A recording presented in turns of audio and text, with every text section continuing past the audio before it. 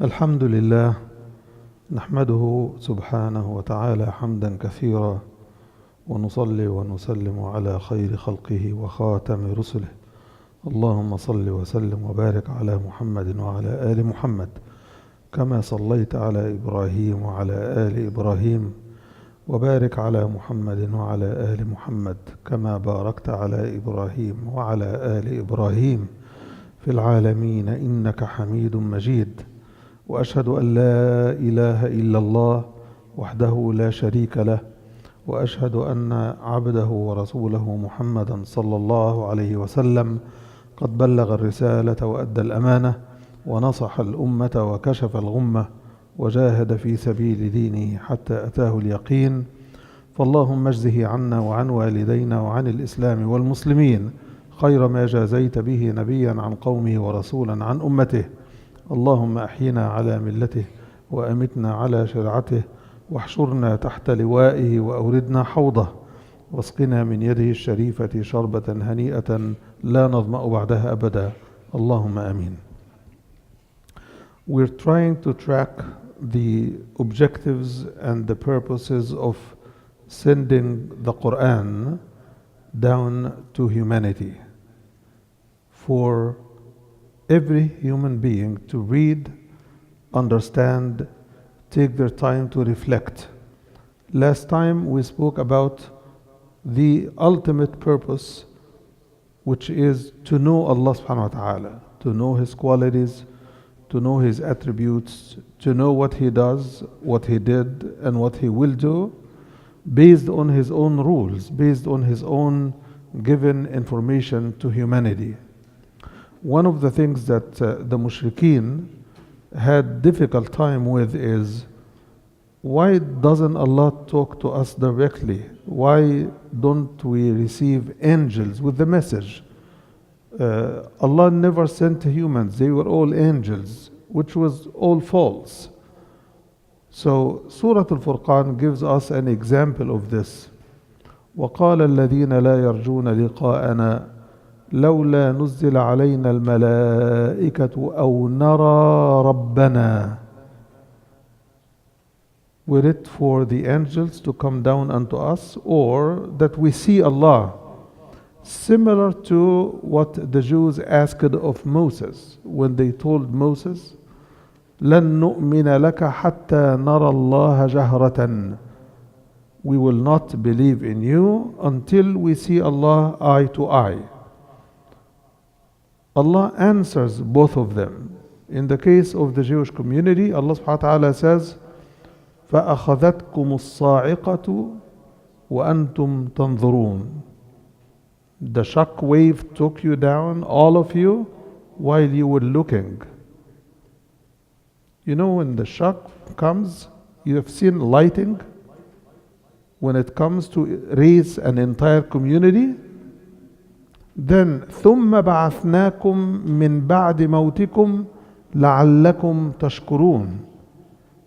You know, when Allah puts a person to death and brings him to life, some people will say this is a magic, and they said this to prophets. And they refuse to believe in prophets who brought the dead to life. Isa was rejected by the temple, and he brought Lazarus from the tomb in front of them, who was buried for 3 days. He brought him up by the will of Allah subhanahu wa ta'ala. And he explained himself to the audience.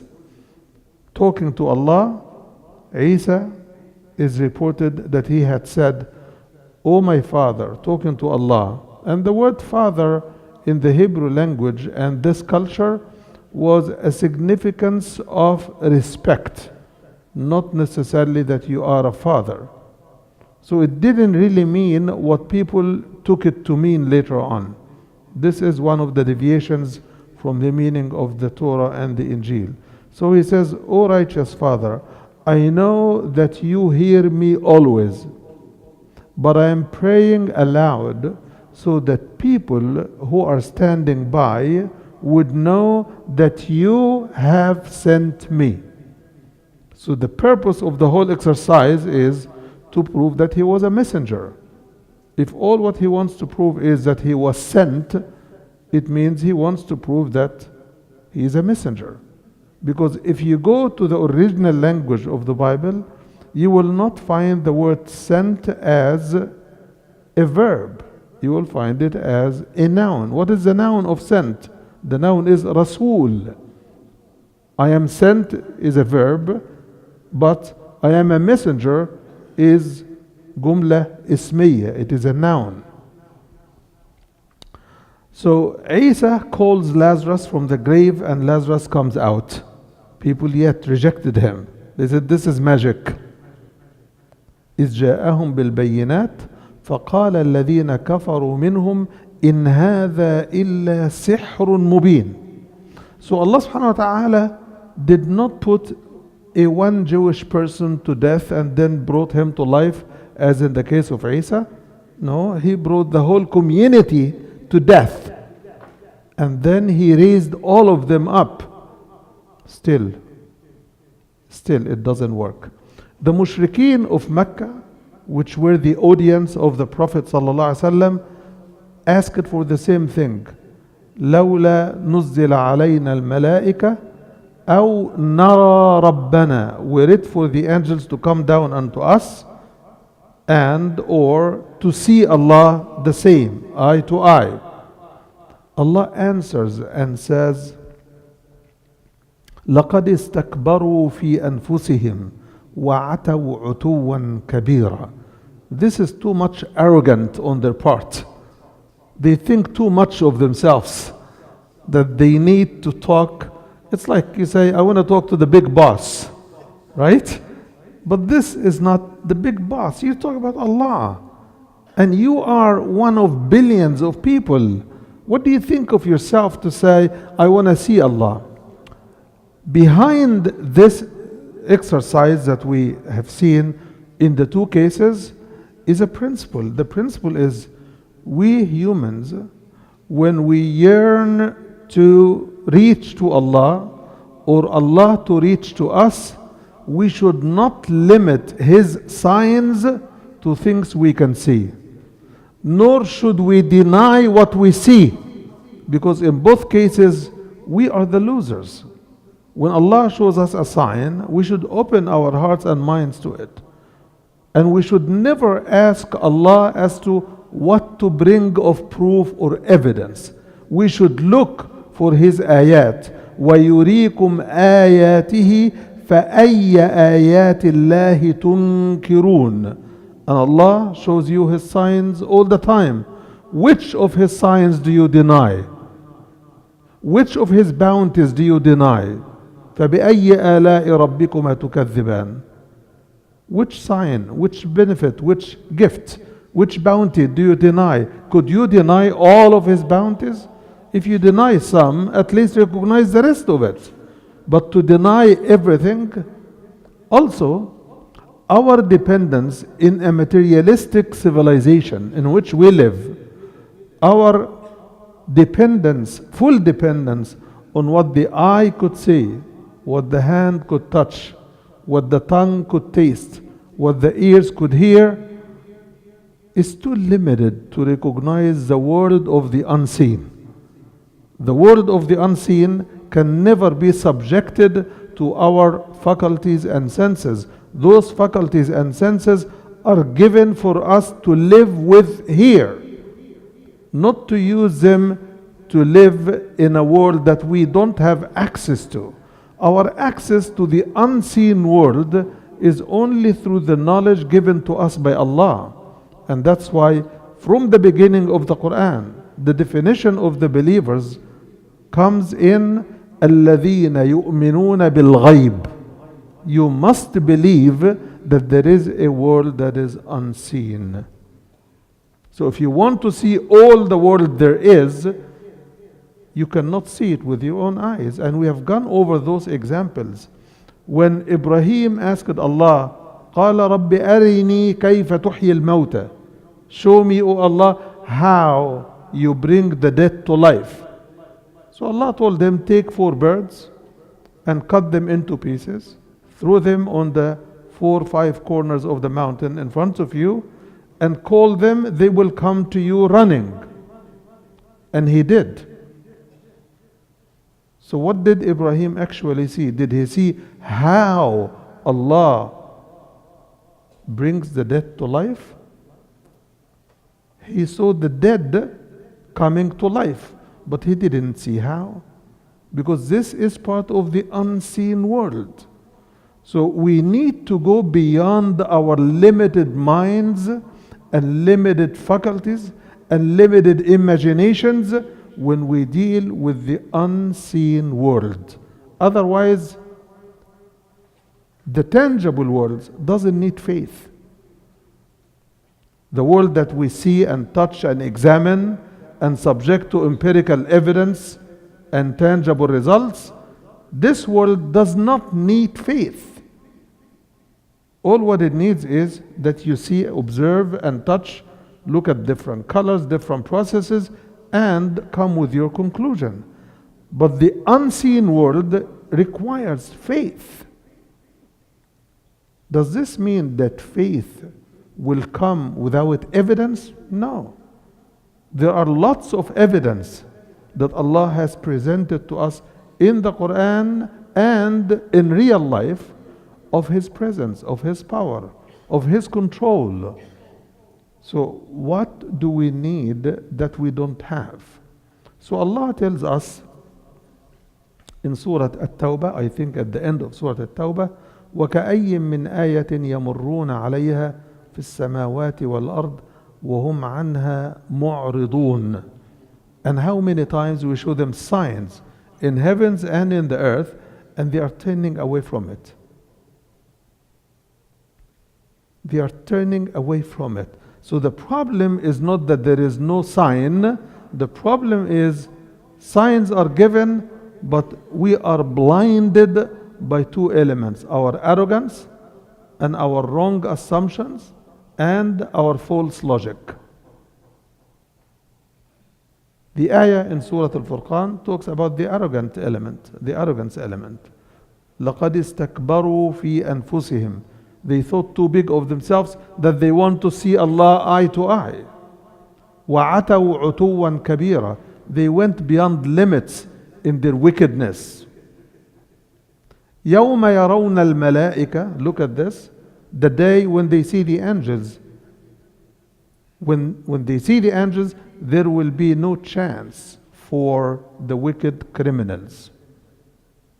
They will have no chance. وَيَقُولُونَ حِجْرًا مَحْجُورًا. There will be a barrier set. They will not see Allah. They will not see the one they wanted to see here. Even in the hereafter, they will be barred. Only those who submit to Allah in this life will get the chance and the pleasure of looking at Allah subhanahu wa ta'ala in paradise. Allahumma ja'alna min ahli al-jannah.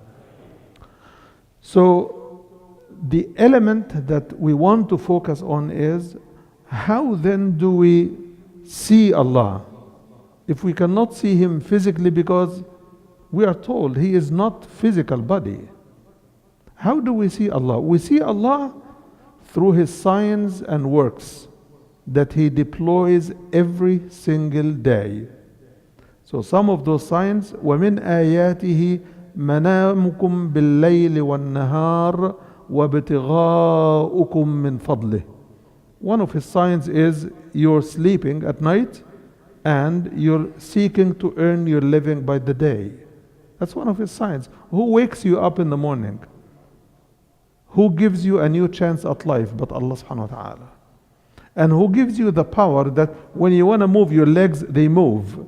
When you want to stand up, you stand. Who gives you the power? Who rejuvenates your body and makes it ready for one more day? This is a sign. If you don't want to see this sign, then nothing is more obvious than yourself. So Allah tells us, if this is not sufficient, look around you. قُلْ سِيرُوا فِي الْأَرْضِ. Look at the earth, roam the earth and look around and see what happens to previous generations who were wicked, rebellious and disobedient. What happened? فَانظُرُوا كَيْفَ كَانَ عَاقِبَةُ الْمُكَذِّبِينَ. Look at those who belied Allah, who belied and rejected their prophets. What happened to them? Isn't this a sign? So he gave us examples of the people of Nuh, the people of Ad, the people of Thamud, so people of Shu'aib, people of Lut, Fir'aun. All of these communities are recorded for us in the Quran to heed and respect the power of Allah subhanahu wa ta'ala. But we are too busy. We are like children. Let's face it, we are like children. Children are easily distracted by anything.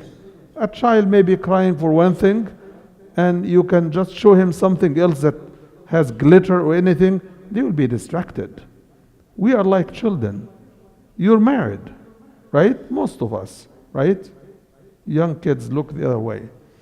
So you are married, but as soon as you see a woman other than your wife, it attracts your attention. Why? We're like children. The toy I have is in my pocket, but the toy I don't, this is what I want. And if this is who we are, we have to respect our limitations. We have to respect and appreciate the majesty of Allah subhanahu wa ta'ala. Allah is not an equal to any of His creation. Allah told us, لَيْسَ كَمِثْلِهِ شَيْءٍ. There is nothing like unto Him. What does this mean? It means there is no comparison to be held between Allah and any of His creations. What does it also mean? It means that whenever you want to use the tools Allah gave you to deal with your surrounding, to apply to His majesty, they would not apply. So you could see your surrounding, the environment in which you live. You could see the cars as you drive in the street. You could see the sky as you look up. You could see the earth as you look down. You could see other people. But do you see the angels? Do you see the devils? Do you deny their presence? Do you deny their presence? So the issue is, we are too arrogant of a creature that we are undermining our own interest by not recognizing our limitations. So the Quran, one of the purposes of the Quran is to correct our assumptions and to give us the right logic to use, because without logic there is no faith. Most of the ayat that Allah deploys for us are ayat for people who would reflect and ponder, يتفكرون, for people who would reason, يعقلون, for people who would remember, يتذكرون. So if we lost it, there is no taklif. If I lost my reasoning, if I lost my mind, there is no taklif. I am not required to believe or behave in any certain way because I'm insane. But if I still enjoy this, I should not bypass my mind and when I use my eyes and my ears and my hands. Not with everything. The air we breathe, on which we depend for life, is not visible. Isn't this a sign that the source of your life is as invisible or even more invisible? It should be. So why, when it comes to the right logic, we are impeded and handicapped, and when it comes to material logic in our business and social life, we are very skilled. We know if I shout at a police officer, what's going to happen? So I use my limits. I don't question what he does as he is talking to me. I just listen and do what he says. Otherwise, I will go with him. So if we could use logic in a simple situation like this, why is it that we do not use logic in a similar situation? We don't see the air, we don't see the atom, but we believe that there is such a thing called an atom, right? We don't see bacteria every day running, but we feel it, we know it, right? So why is it that the eye of our mind and the insight of our heart are totally ignored when it comes to faith and the unseen world? It is because we do not apply the same logic. The logic with which we live every day requires that you acknowledge the sources of your life here. You see a very dry, dead seed, dry and dead. But you believe if you put it in the soil, water it with water, and toil the ground, it will grow. How do you know this? By empirical evidence. Somebody has done it before. Well, Allah has done before so many things to show us who He is and what He does. Why don't we believe Him? Even in our own life individually. How many times do you fall in a trap and only through prayer that Allah saves you? Think about it in your own personal life. All of these are signs, not only that Allah exists as people want to prove, right?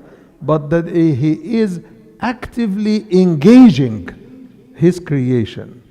He talks to the mountains, He talks to the earth, He talks to the sun, and they respond. But He talks to us, our response is, سَمِعْنَا وَعَصَيْنَا. We hear, but we will do what we want to do. Is it wrong that Allah has given us a free will? If you think it's wrong, the next time you have your own creation, don't give them free will. But for this time that you are here, He created you and He gave you free will, and you are not supposed to use it against His will. Otherwise, you will not only be running against the current, you will be running against your own best interest. And this is what the Quran is telling us all the time. And I gave the example before that if you are driving against the stream of cars in the wrong direction, I think it's enough that somebody would tell you, hey man, you're running in the wrong direction. You don't have to wait for 10 people, because by then you might have died already. So when Allah shows you a sign one time, 2 times, 3 times that you are heading in the wrong direction, you need to make a U-turn, you need to come back, you need to make tawbah, repent, correct your ways. At least listen to number 10. But don't live a life that is full of nothing but objection, denial, rejection, and rebellion. Whom are you rebelling to? The one who gave you all the tools that you use to rebel against Allah. The tongue with which you deny Allah is His gift. You could take it out. The eyes that you look in the other way when Allah is talking to you is His gift. He can take it away. The ears that you use to listen to things that displease Him is also His gift. He can take it away. And actually, He gave us signs. Some people are born without sight. Some people are born without hearing. Some people are born without the ability to speak. Some people are born with 1 leg or 2 legs or half a leg or half an arm. We have seen all of these signs. So it is not that Allah will only create us as we expect or let us live as we wish. He is showing us He can put you to bed for life. He can make you paralyzed.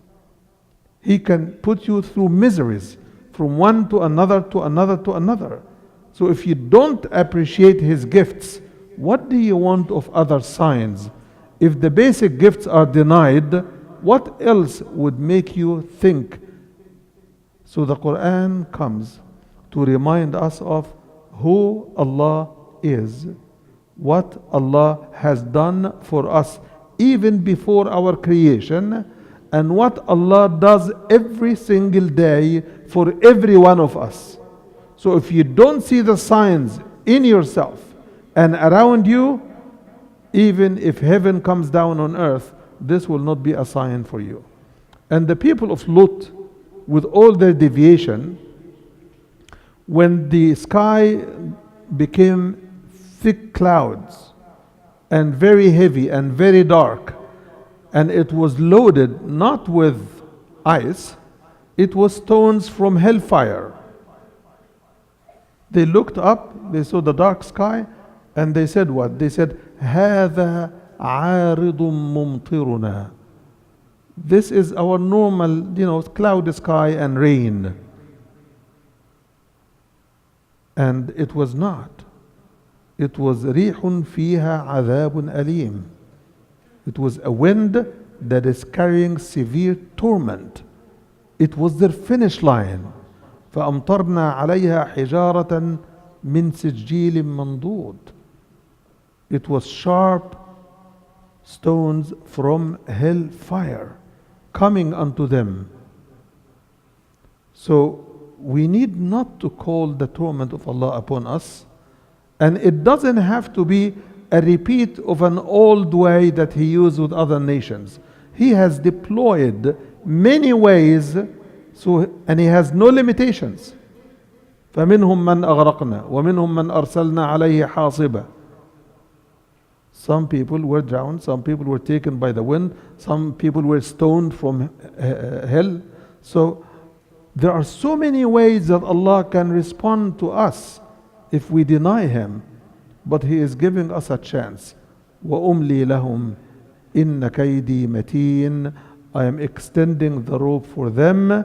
My plodding is so firm. Nobody could work against Allah and win. You could try, you'll never win.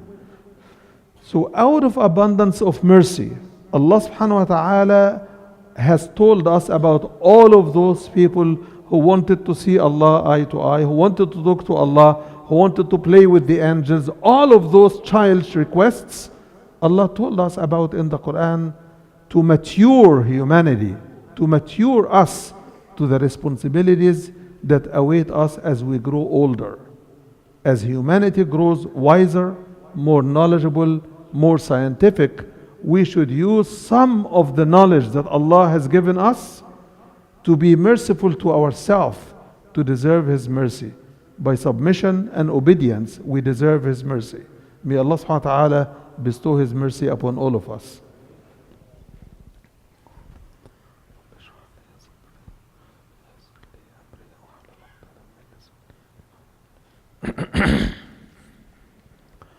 الحمد لله وكفى والصلاة والسلام على عباده الذين اصطفى وأشهد أن لا إله إلا الله وأشهد أن محمدا عبده ورسوله وبعد. Would you please take on the side space between you and your neighbors? Leave no space between you and your neighbors.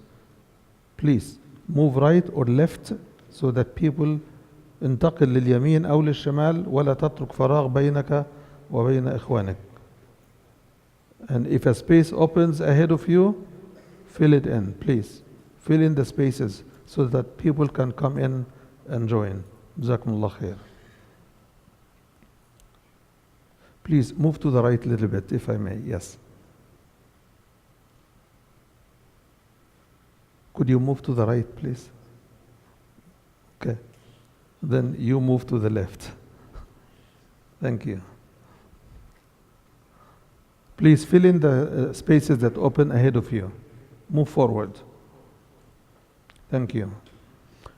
So as you see, the first message we should get from the Quran, which is the some of the message about Allah subhanahu wa ta'ala, is that Allah should not be subjected to our childish desires, childish standards, false logic, or wrong assumptions.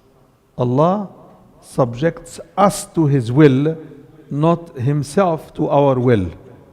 It is the other way around. We need to settle those issues. Because some of us, in fact, all of us, we love Allah. I understand this. There's no question about it. We love the Quran. We love the Prophet ﷺ, with one caveat, one condition. If they let us do what we want. So we love them, but as much as children love their parents. They love their parents so long as they give them what they want. And if what parents want is their interest, they are frustrated because they don't have the knowledge and the logic to understand what the parents are after.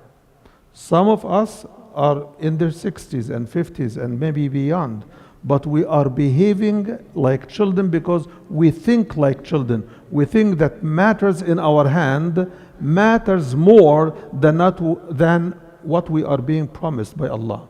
We want His gifts to be tangible in our hands. We don't want the hereafter, we want this one. And Allah is saying, وَالْآخِرَةُ خَيْرٌ وَأَبْقَى. But we don't see Al-Akhirah, we want the one we see. Exactly like children. So we need to recognize that this is part of who we are as humans.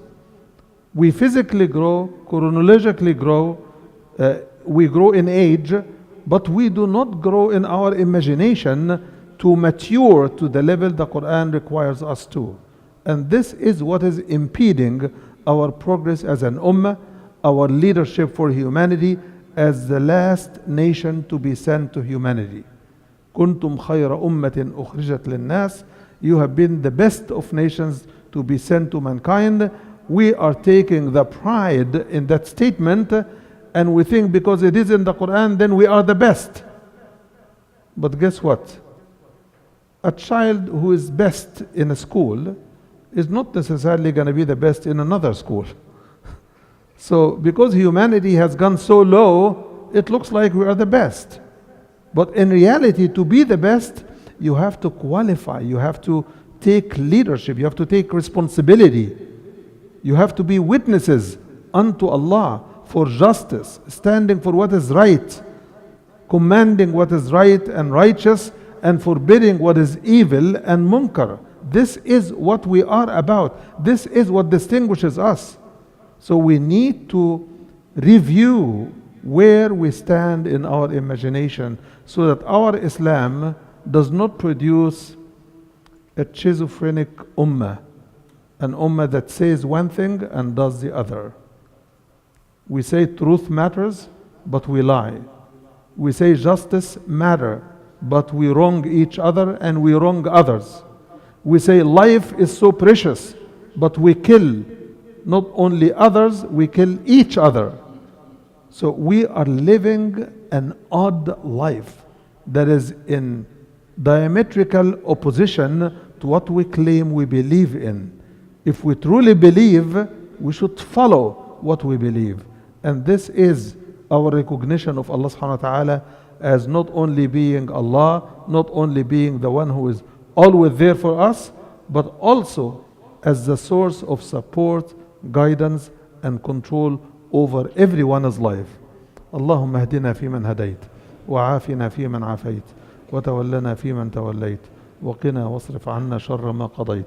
اللهم اقسم لنا من خشيتك ما تحول به بيننا وبين معصيتك ومن طاعتك ما تبلغنا به جنتك ومن اليقين ما تهون به علينا مصائب الدنيا ومتعنا اللهم بأسماعنا وأبصارنا وقوتنا ما أحييتنا واجعله الوارث منا واجعل ثأرنا على من ظلمنا ولا تجعل مصيبتنا في ديننا ولا تجعل الدنيا أكبر همنا ولا مبلغ علمنا ولا إلى النار مصيرنا وإذا أردت بقومنا سوءا فنجنا يا مولانا غير خزايا ولا مفتونين ولا مبدلين ولا مغيرين. اللهم أصلح لنا ديننا الذي هو عصمة أمرنا وأصلح لنا دنيانا التي فيها معاشنا وأصلح لنا آخرتنا التي إليها معادنا واجعل الحياة زيادة لنا من كل خير واجعل الموت راحة لنا من كل شر. اللهم اختم لنا بخاتمة السعادة أجمعين مع النبيين والصديقين والشهداء والصالحين. Brothers and sisters, just a very, very important announcement for everybody to help with. We need all of your eyes, we need all of your ears on the internet and everywhere else to locate a very, very dear brother who has been with us for over 35 years in this masjid, who has Alzheimer, and he is missing for 24 hours now. He is missing, and he is still around this community. He was here in the masjid for certainty on Thursday. He was praying Isha with us. The brother is Brother Abu Sabri bin Kahla, Ahmed bin Kahla. May Allah subhanahu wa ta'ala bring him back safe and sound, and may Allah subhanahu wa ta'ala protect him from any harm. His picture will be put for you after the prayer, inshallah, so that you recognize him. We've already spoken to the police, we've already spoken to all possible authorities and organizations. His picture is out there on the internet. It is on our Facebook page or our Facebook and our website. So please look for him everywhere. Look in the news. If you go to a hospital, take the picture with you and ask if this person has come through, and let the masjid know if you get any news. Jazakumullah khairan. Aqim as-salah.